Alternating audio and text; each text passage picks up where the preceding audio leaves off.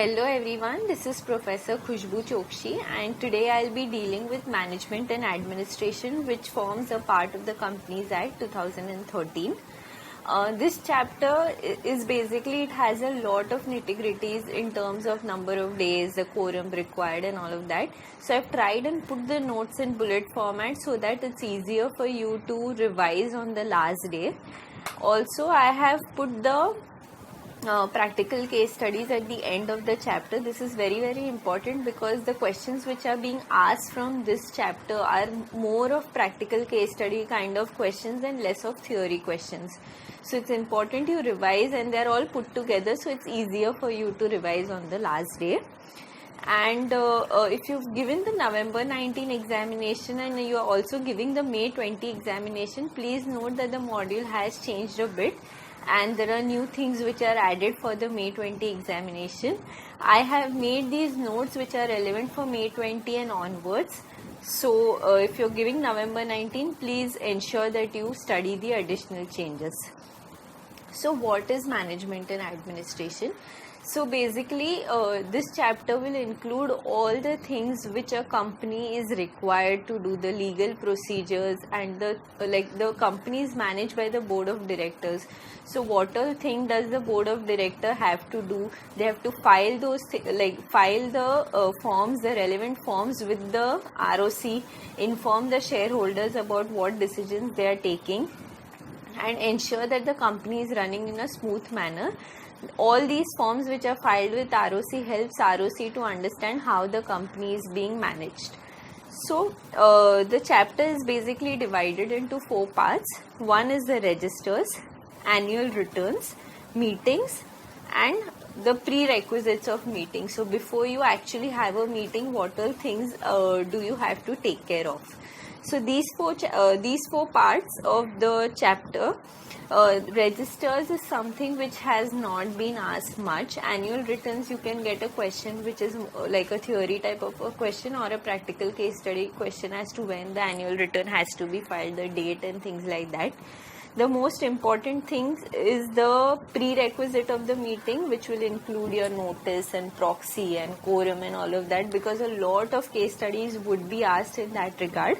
And obviously the meetings, the AGM and the EGM which a company will have to hold. So I'll cover it these part wise and then and then at the end I've given the practical case studies which you can solve and then get back to me if there are any issues with that. If you want me to solve the practical case studies by way of a video lecture, please do let me know in the comment and I'll do that. So what is a register? Register is basically a register of the members of the company. So every time you have a new member coming in, or if there is a transfer of shares from one member to the another, all of that has to be put down in the register and that register has to be filed with the ROC. The register will include all the details about the member, the name, their address, how many shares they are holding, all of those details, and these details will be filed with the ROC. Every register will also have an index at the beginning which will give the name, name index of the number, the name of the members would be there at the beginning, unless the number of members are less than 50. In that case you are not required to maintain a index of the register, and this has to be filed in form MGT1.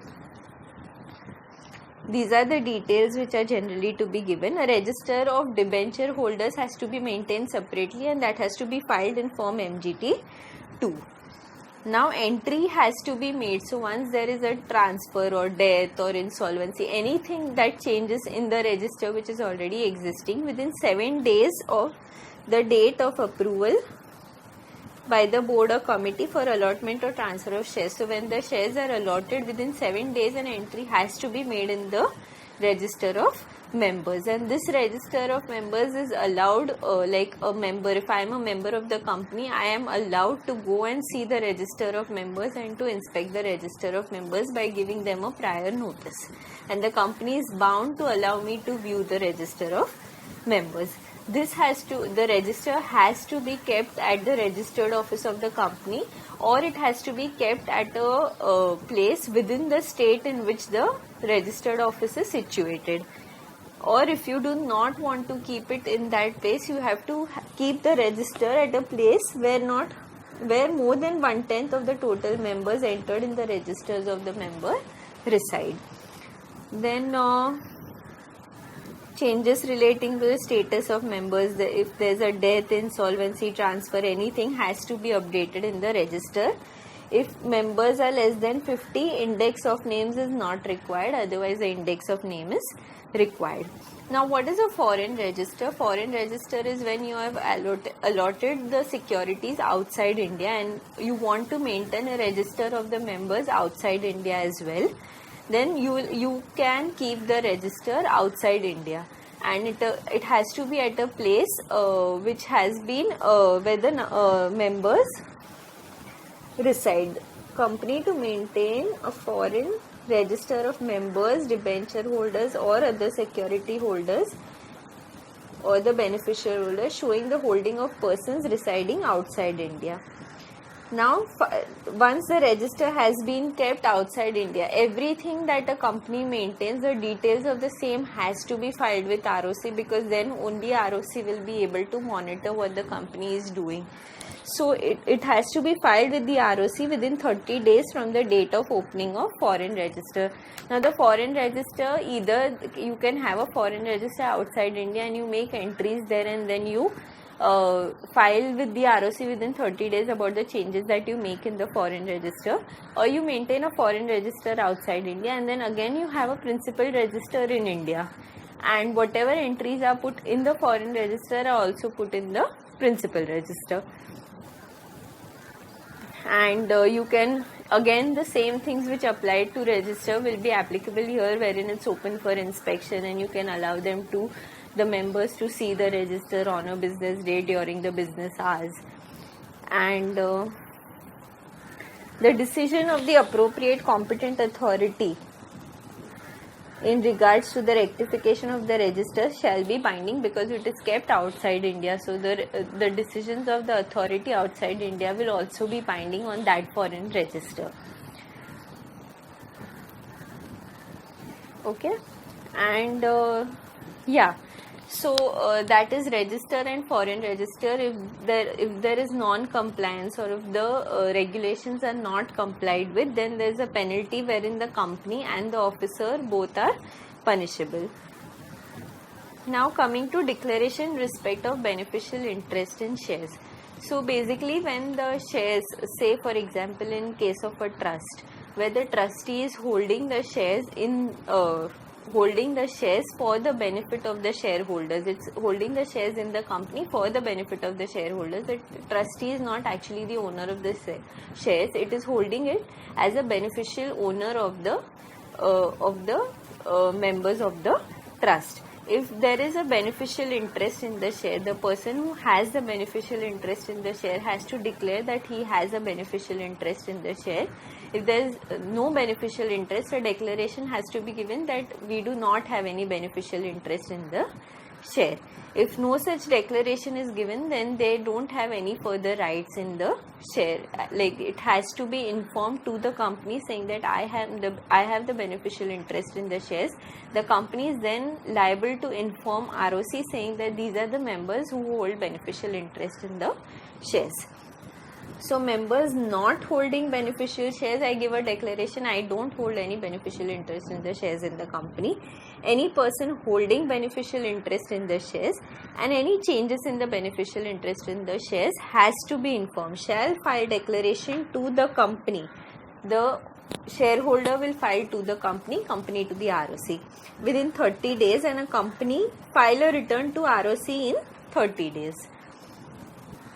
Now coming to annual return. So you've understood what register is. Register is basically the number of members, who are the members, what are their details, how many shares they hold, any transfer of shares, any death, insolvency, anything affecting the name of the members in the register has to be recorded in the register, and that register has to be filed with the ROC in form MGT1. If you are a debenture holder, if there are debenture holders in your company, then you will have to maintain a separate register of the debenture holders, and that has to be filed in MGT2. The members can inspect the register and by giving prior notice, and the company is bound to allow them to view the register of members. If I am holding a beneficial interest in the company, I am liable to give file a notice with the company saying that okay, I am holding beneficial interest in the shares, and I am liable to inform the company. The company in turn is liable to inform the ROC. If I do not hold beneficial interest in the shares, I have to give a declaration that I do not hold beneficial interest in the shares. If I say I don't hold a beneficial interest in the shares, but at some future date if I start holding, like the beneficial interest status changes, then again I need to inform the company. If these regulations are not complied with, the officer and the company both will be punishable with a fine.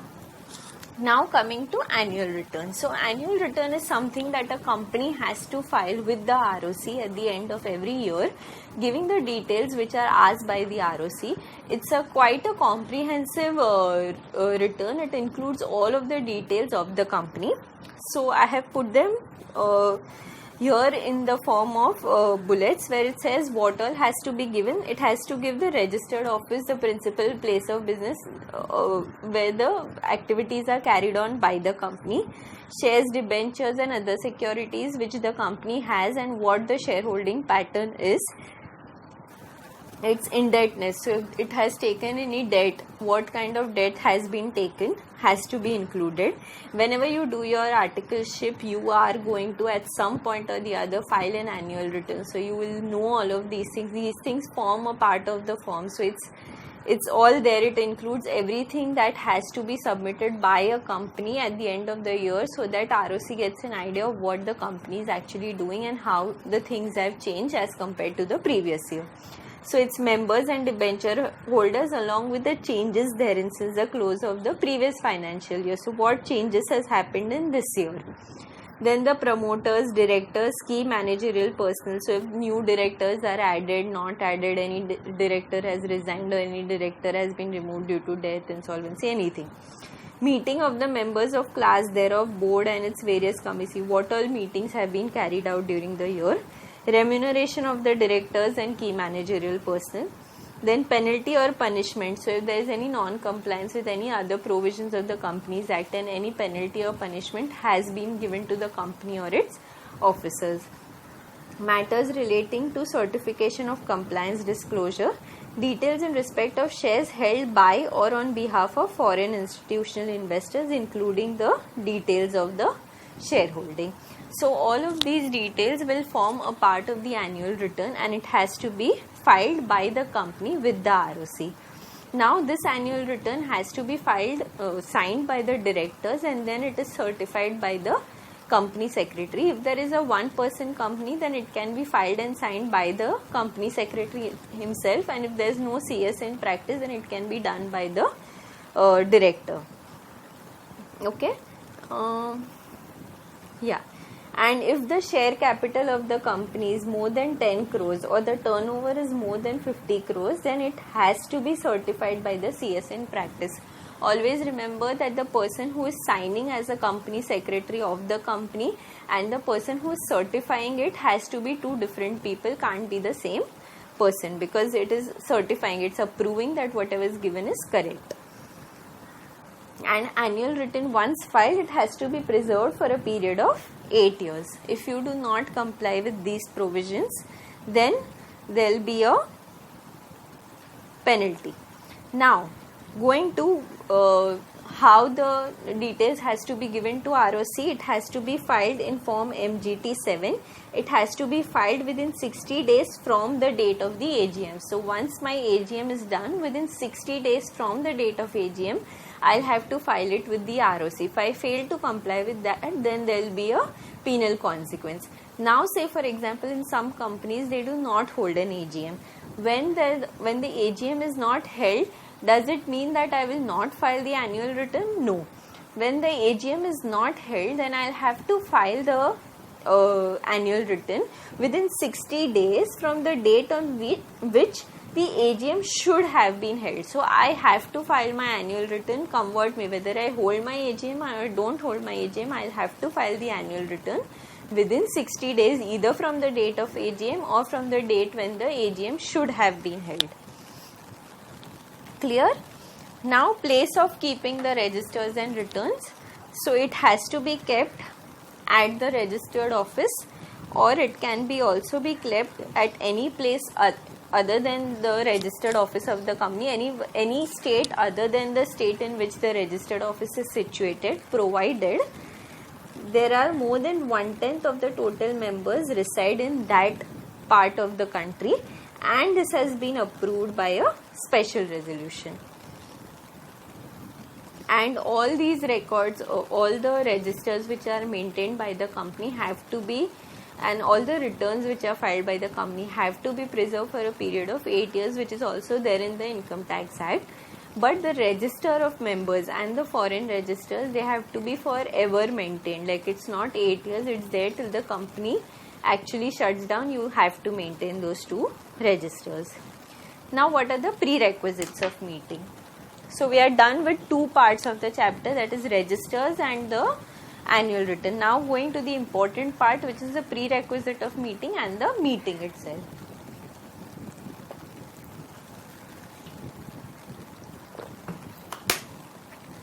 So prerequisites of a meeting.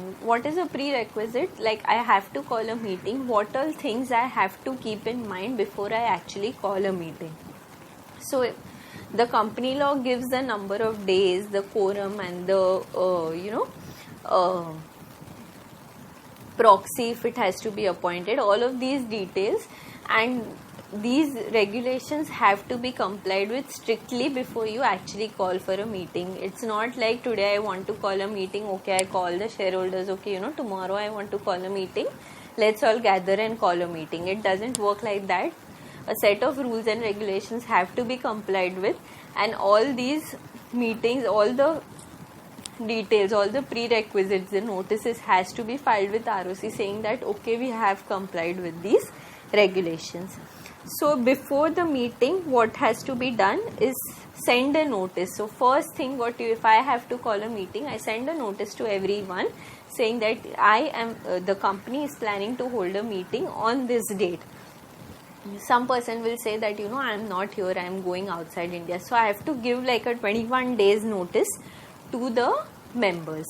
Then during the meeting, once the members have come, I have to ensure that the necessary quorum is maintained. So the law says that you need at least 2 people, you need 5 people, 10 people, as per the which company you are and how many members in your company are there. Accordingly, you need to have a quorum. So those number of people need to be present at the meeting. Then every meeting would have a chairman. Why a chairman? What is the importance? We will study later. Then the proxy. So if I say I am not able to come for the meeting, but I will send Mr. XYZ to attend the meeting on my behalf, then he will be the proxy who will be attending the meeting on my behalf. What are the rights of the proxy and what all he can do, whether he can vote, not vote, all of that will be covered in section 105.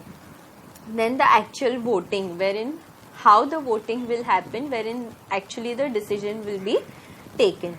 And then the resolution as to what has been decided will be written down. It's called a resolution. Once the meeting has been held, then there is post meeting, wherein I put the minutes, wherein I record what all happened during the meeting, what was decided, how many people voted in favor, how many people voted against it, and all of these details will be kept in the record, in the minutes book. Okay, so now there are 3 types of meeting which a company will generally have. One is the general meeting, which will be a meeting of the shareholders. One will be the board meeting, which will be the meeting of all the board of directors, and one will be a class meeting, which will be a special class like a creditors, preference shareholders, where only a class of people come and meet. That will be called as a class meeting. Notice of the meeting. So 21 days clear notice is required to be given before you actually call a meeting. What is clear days notice is basically the date on which I am giving the notice, and the date on which the meeting is held will be excluded. Other than that, बीच में जो days है, there has to be a 21 days gap. To whom I have to send the notice. The period of 21 days cannot be curtailed by articles of association. So the articles of association cannot say that they can say, the company can call for a meeting by giving a 15 days notice. It's required by law, and articles of association cannot change that. To whom I have to send the notice? I have to send the notice to the members, to the legal representative of the deceased members, to the assignee of the insolvent member. So insolvent member, though he may not be, the sale of shares may not go to the insolvent member, but still he is a member of the company and has equal right to vote in the company. The auditor of the company and the director. So these are the people who have to receive the notice. How you can send the notice? By text, email, or notification through e-link or URL. I can put it on the website. I can send a link of a notification which I have put up on the website saying that I am planning to call, say, a general meeting on this date, and this is the notification, or this is the notice of the meeting. Omission to send the notice. If it is not designed or deliberate, then it is okay. It's okay to omit. Like if I feel that person has changed his address and I'm not going to be able to send the notice there, but actually he's not changed the address, but I believe that I didn't deliberately not send the notice, and it's fine, but the onus to prove that the notice was not sent deliberately is on the company. Then meeting can be held at a shorter notice. In this case, when can a meeting be held at a shorter notice? Provided consent is given in writing by electronic mode. If it's a AGM, by not less than 95% of the members who are entitled to vote at the meeting. And in case of other general meeting, if it's a company which is having a share capital, by 95% of such part of the paid up share capital who is entitled to vote. And if there is no share capital, then by not less than 95% of the total voting power of the company. What will the notice contain? If I am calling people, what do I have to include in it? The date, time, place, what business I am going to carry out in the meeting. And it should be signed by the board of directors under the name of an authorized official. Now, when do I have to send an explanatory statement giving details of why exactly the notice is being sent and what kind of meeting is there? So, when I am going to transact a special business, then I'll have to attach an explanatory statement with the notice saying that this is what is the business I am going to carry in this meeting, and that is why I am sending a notice. What is a special business? So the Act has defined what is an ordinary business. Anything which is not an ordinary business is special business. So for example, if I have consideration of financial statement reports of board of directors, this is ordinary business where I am getting my financial statements approved. Declaration of dividend, again it's an ordinary business. Appointment of directors in place of those retiring, ordinary business. And appointment and fixing of remuneration of auditors is again ordinary business. Apart from these four things, if there is any other business which I plan to have at the AGM or the general meeting, then I'll have to give a special notice and I'll have to give an explanatory statement saying why I am doing this. So for example, if I want to merge with some other company, or I want to acquire shares of some other company, or I want to invest or take over some other company, these kind of businesses are special business. These are not ordinary business. And when I am going to transact a special business, it is the duty of the directors to mention in the notice that a special business is going to be transacted, and based on the importance of that special business, the members may decide whether they are attending or not attending. Yeah. So where the items of special business, if it affects another company and the promoter or director holds more than 2% of the shares in that company, then the details about that company also has to be given, and the extent of the shareholding of the promoters and directors in that company also has to be given. And in case of non-disclosure disclosure or insufficient disclosure which results into any benefit, so I want to do something and I don't mention that I'm going to do a special business, then the same profit derived shall have to be compensated by the directors who are not disclosing it. And a penalty for contravention of this section again to the officer, and it has to be complied with.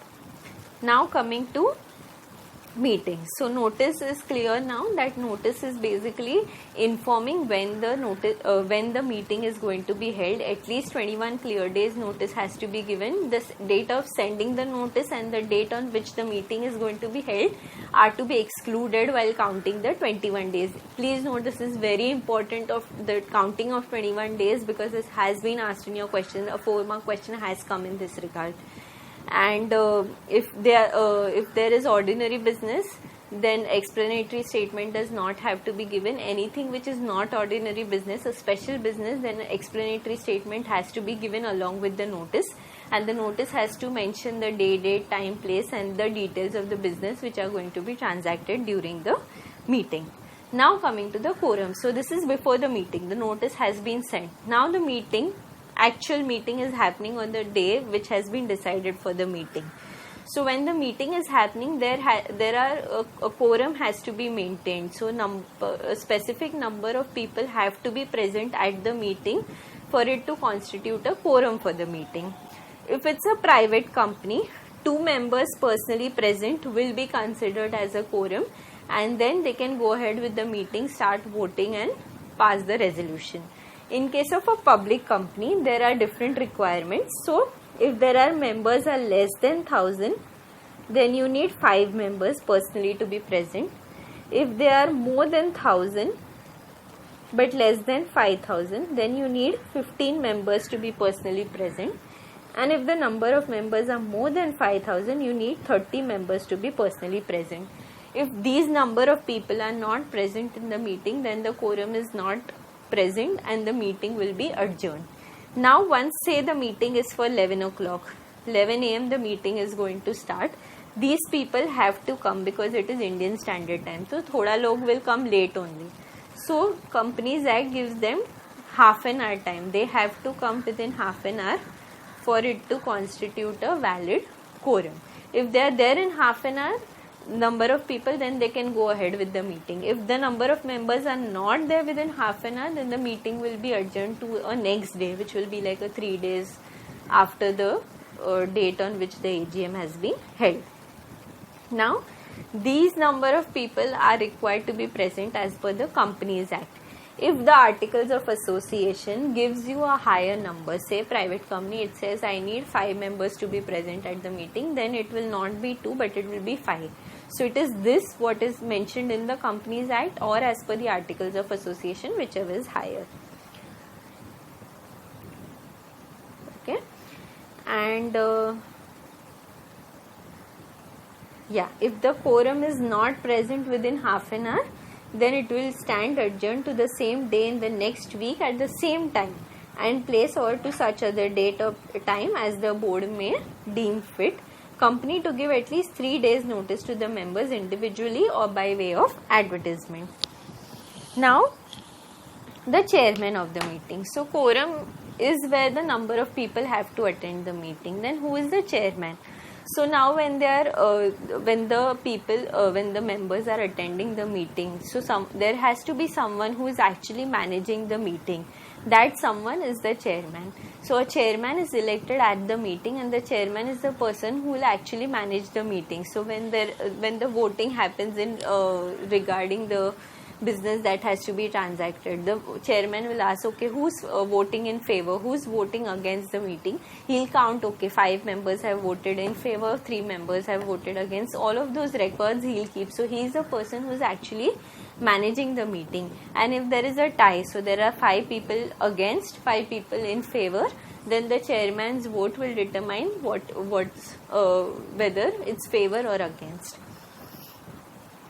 So they have to elect it amongst themselves, and sometimes if the poll is demanded on the election of the chairman, so sometimes member may say that, you know, we are not going to mutually elect the chairman, we'll have a poll. So till the time the poll actually happens, the chairman is the person who is mutually elected, and then once a poll happens, the chairman who is elected by the poll will be the chairman, and he'll continue the meeting. What does the chairman do? As we discussed, he manages the meeting, executes the minutes. So once the meeting is over, he'll write the minutes saying this is what happened during the meeting, and this is how people voted in favor, what they voted against the meeting, and decide all questions which arise at the meeting. Chairman has a casting vote in the board meetings and the general meetings. Now coming to proxy. So in the beginning I discussed that during the meeting there will be quorum, then there will be chairman. Now there is a proxy. So I have sent, as a company, I have sent a notice to the members that members please come and attend. But it may not be possible for everyone to actually come and attend the meeting on that particular day. If it is, as a member, if it is not possible for me to attend the meeting, I can send someone on my behalf to go and attend the meeting. That person who is going on my behalf is called a proxy. A proxy does not have any right to say anything at the meeting. He can just come, sit and listen to what is happening. He cannot vote at the meeting, but he can attend the meeting on my behalf. So a proxy is a member entitled to attend and vote at the meeting of the company, and shall be entitled to appoint another person as a proxy to attend and vote on the meeting on his behalf. He shall not have the right to speak at such meeting and shall not be entitled to vote except if the vote is happening by way of a poll. And the proxy can act on behalf. So now I say I am not able to go for the meeting, I am appointing a proxy. My friend says, okay, you know what, I am also not going to be able to go to the meeting. So tell your proxy to go on my behalf also as a proxy. So he can act as a proxy on behalf of many number of members. But if the member, for how many people he can act as a proxy? For number of members not exceeding 50, or the holding in aggregate is not more than 10% of the total share capital of the company. So if I hold 15% of the share capital of the company, that proxy will act only on my behalf and not on behalf of my friend. But if I hold 1% in the company and my friend holds 2% in the company, then that proxy can act on behalf of me and my friend both. Then the appointment of proxy, again that the ROC, it has to be filed with ROC in form MGT 11 saying that, you know, I have appointed a proxy. So when the notice is sent by the company saying please attend the meeting, the notice will also specify that, you know, if you are not able to attend the meeting, you can attend the meeting by appointing a proxy on your behalf. And that person who is the proxy may not actually be a member of the company. Not be a member of the company, except in case of Section 8 companies, which is a Nidhi company, a charitable company. In that case, the proxy also has to be a member of the company. Now, proxy received within 48 hours before the meeting will be valid. Again, this has been asked as a practical case study type of a question, that if a proxy is appointed, within 48 hours, before 48 hours from the meeting, then that will be a valid proxy. Please remember that it will be asked in the examination. And inspection of proxies during the meeting and 24 hours before the meeting commences is allowed. So I can again inspect the proxies who are actually coming and attending the meeting. It can be inspected only during business hours. Any inspection that happens, whether be it register or minutes or proxy, any inspection that happens, please remember throughout the chapter, it has to happen during the business day, during business hours. It cannot happen during a national holiday. All of this remains same for everything, so you don't have to, I won't be saying it again and again for all the chapters.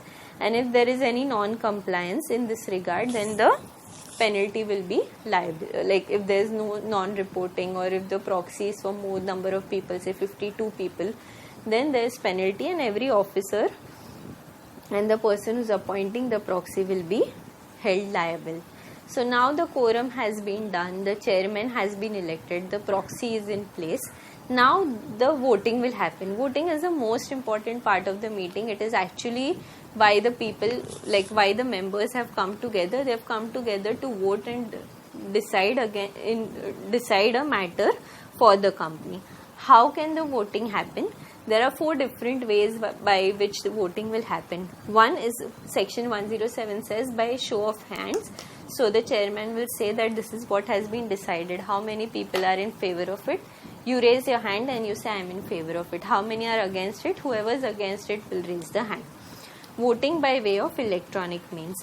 This is basically, I give a space on the website saying that whoever wants to vote electronically can vote electronically and may not come to the meeting and just vote electronically. So there's a panel on the website which will be open saying this is the business. Whether you vote in favor of it, against it, you click on it and your vote is done. That is saying voting by electronic means. Voting by poll. You must have seen Kaun Banega Crorepati. Everyone, the Janta voting that happens where everyone puts a poll saying whether what the answer should be. That is called voting by poll. And one is voting by postal ballot. This is for very, very important matters wherein you can vote by way of registered post. So if I am not able to attend a meeting, but the matter which has to be decided is a very, very important matter, then the company will allow voting by postal ballot. The government has given a list of matters which will be voted by postal ballot only. So we will discuss that when we discuss 110 in detail. So voting is very, very important, and no articles of association or nothing in the Companies Act. This section overrides the whole of the Companies Act. Nothing can stop a member from voting. Even if the articles of association says that this person cannot vote, it will not stop the member. A member who has the right to vote will vote in the company, except it is a person who has not paid the amount which is due on the shares, and the articles of association don't permit such member. Only in that case he is not entitled to vote. Otherwise all members, even if he is an insolvent member and he is not going to get the proceeds from the share, he will be entitled to vote because he is still a member of the company. Voting by show of hands, which we have discussed already. Voting electronically is something which has been introduced in the Companies Act 2013. It was not present in the Companies Act 1956.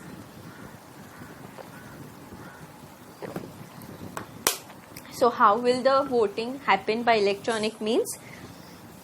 So first, it is applicable to listed companies or companies having more than 1,000 members. When there are more than 1,000 members, it may not be possible to do vote of hands. अच्छा vote of hands किया, 500 जन ने raise किया हाथ, I will count, okay, 500 people are raising their hands.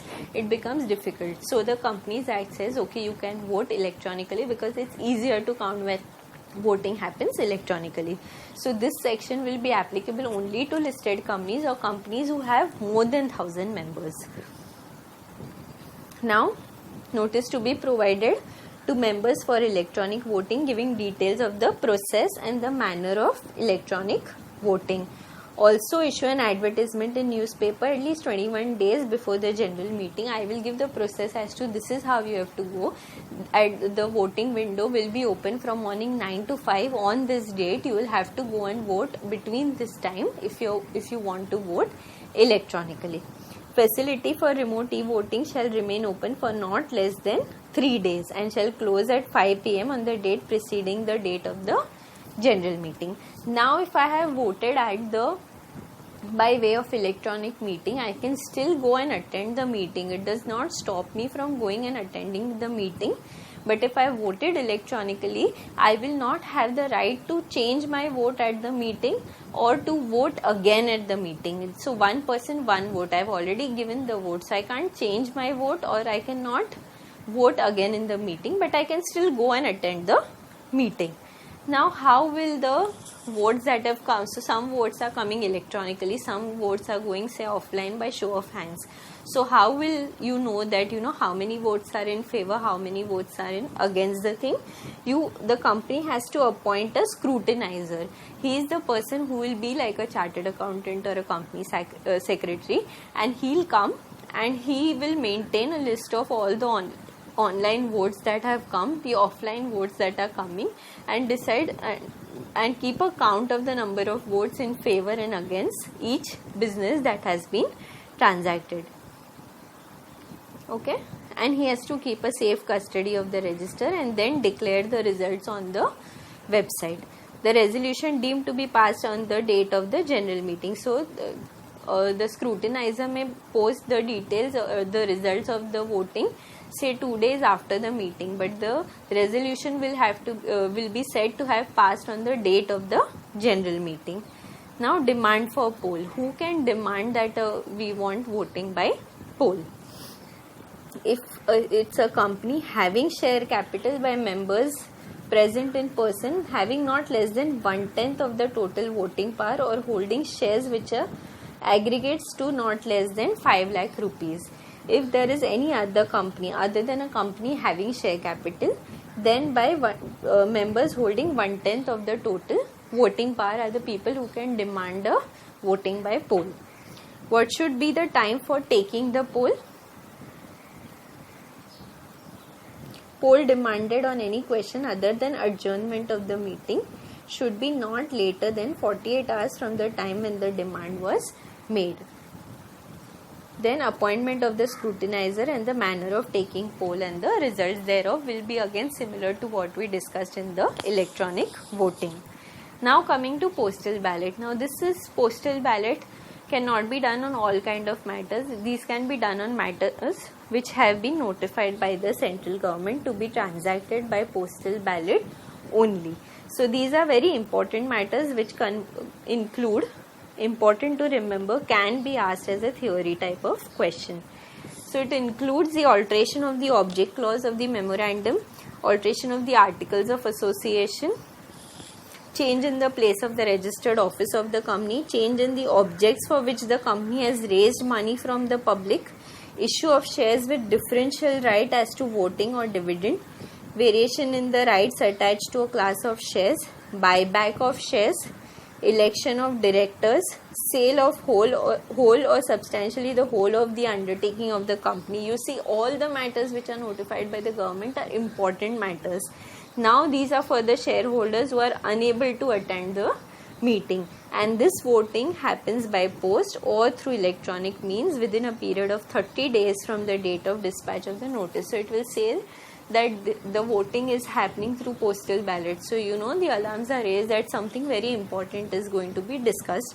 Then it says what has to be discussed. These are the items to be discussed. If you can't come and you would not want to send a proxy because a proxy may not be able to vote at the meeting, then you can vote either through electronic means or by way of post, and for any item other than the ordinary. So this is not ordinary, this is special business. And the notice has to be sent by post, electronic means or courier, and an advertisement also has to be given in the newspaper saying this is what has to be, this is why voting by postal ballot is happening. Only for assents are considered within 30 days as prescribed in rule. So whatever the favor or against has to be done within 30 days from the date on which the notice has been given. And then a scrutinizer, as we had in the electronic means and demand for poll. Similarly, a scrutinizer will be appointed who will follow all the procedure, who will count the votes, and he will put the details on the website. Now Yeah. One person company and other companies who have members up to 200 are not required to transact any business through postal ballot. It can be done if they have more than 200 members. Now, if a president or the governor is a member of the company, then he can authorize a person to act on his behalf, and that person will be authorized to act on behalf of the president or the governor, because the president and governor cannot go again and again for the meeting. Similarly, if I am a company, I am a legal entity, I cannot, artificial legal entity, I cannot go and vote at the meeting, but I can authorize a person who can go and vote on my behalf at the meeting. Now coming to resolutions. So, notice has been sent, the quorum is there, the voting has happened, and the proxies are all in place. So, voting has happened. Now, resolution is actually writing down what has been decided by the voting and what is the further course of action. It is actually noting down the actions which have been taken by the members at the meeting. So a resolution can be an ordinary resolution or a special resolution. Before we go to ordinary or special resolution, there are two things. One is a motion and one is a resolution, and the Institute's module has given a difference between a motion and a resolution. So motion is something that has been passed with, saying that this is what we plan to do, this is the business that we plan to do, and a resolution is once the motion has been passed, whether in favor or against, then it becomes a resolution. So what is an ordinary resolution and what is a special resolution? Ordinary resolution, votes cast in favor of the resolution are more than the votes against it. If that happens, then it's an ordinary resolution. But if the votes cast in favor are 3 times the vote cast against the resolution, then it will be considered to be a special resolution. A special resolution is required for transacting business only when it is specifically so required by the Act. So there are some things which are required by the Act wherein it says that the votes in favor has to be 3 times the votes against it. Only for those special transactions will a special resolution be needed. For all other cases, if the votes in favor are more than the votes against the resolution will said to have been passed. So, what is the special resolution? It's a small table specifying majority 75%. Resolutions shall be set out in the notice. The notice will say that we have to pass a special resolution so that they know that a special business is being transacted. Notice must state that the resolution to be passed is a special resolution. Proper notice of 21 days has to be given and an explanatory statement has to be attached. Resolutions requiring special notice. So what are the resolutions which will require special notice? Appointment of auditors, stand for directorship by a person other than the retiring director, 14 days notice is required. Remove a director or to appoint or fill the vacancy caused by the dismissal of director. Notice shall be sent not earlier than 3 months but at least 14 days before the meeting. Now resolutions passed at an adjourned meeting. So what happens is, today I have called for a meeting, but by 11:30 the members are not present. The meeting has been adjourned to a date next week. Next week again on a Thursday the meeting has been held and the resolution has been passed.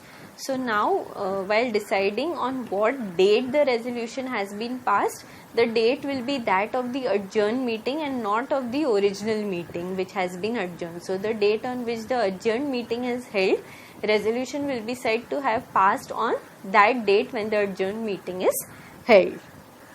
Filing of resolutions and agreement. Obviously the ROC should know that what exactly has been decided at the meeting after all of this, and hence it will need all the resolutions and agreements which have been agreed to in the meeting, and all of those resolutions will have to be filed with the ROC in form MGT 14 within 30 days of passing the resolution. Any failure will be liable for penal consequences.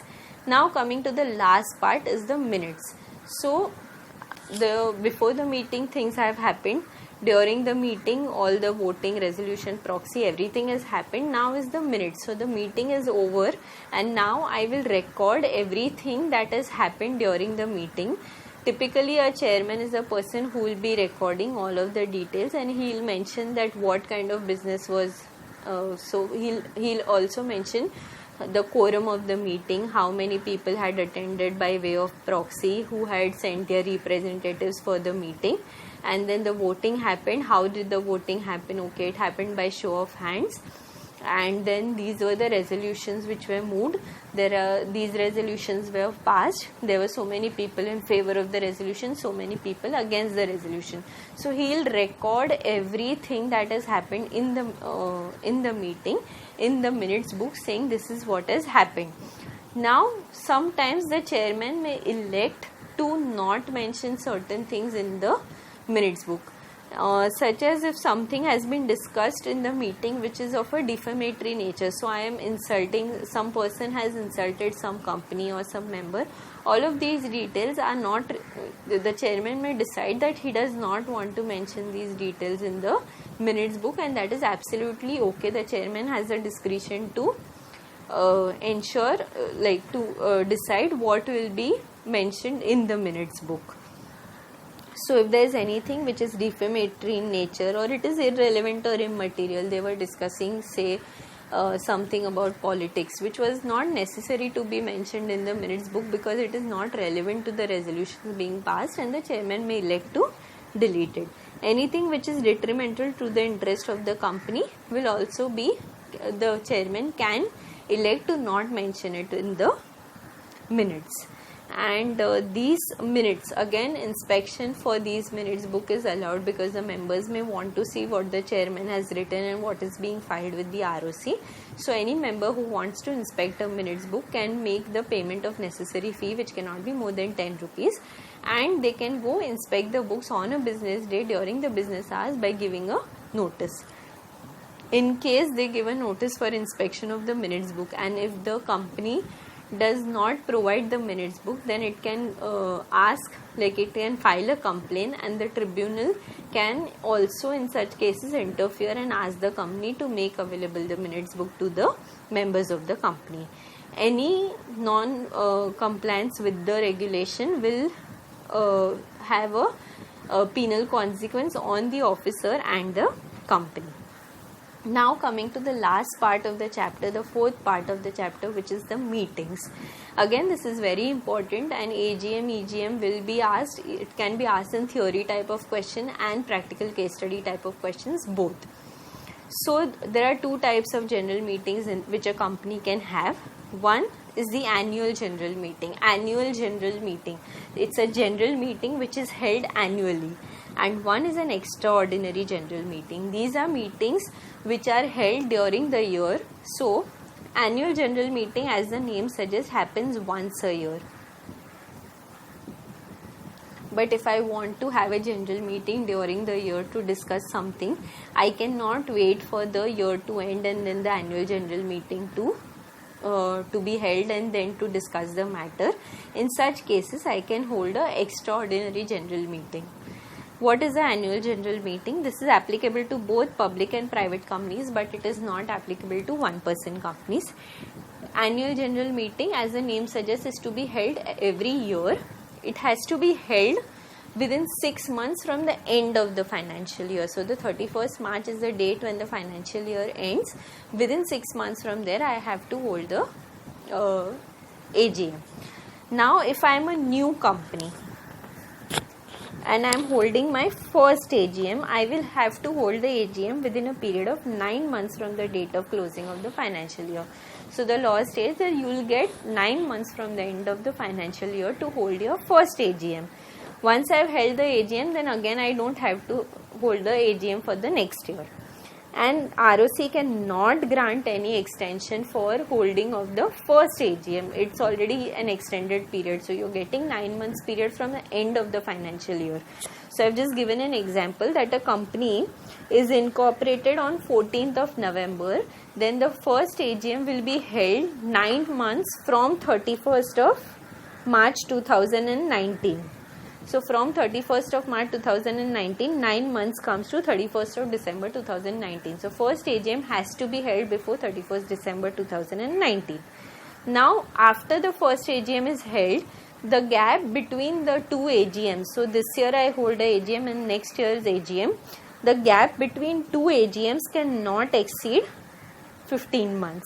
It has to be held within a period of 6 months from the date of closing of the financial year, and the government can grant ROC can grant an extension of up to 3 months for holding the AGM in special circumstances.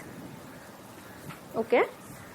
So first AGM you will not get any extension by ROC because already an extension has been given by saying that 9 months from the end of the financial year.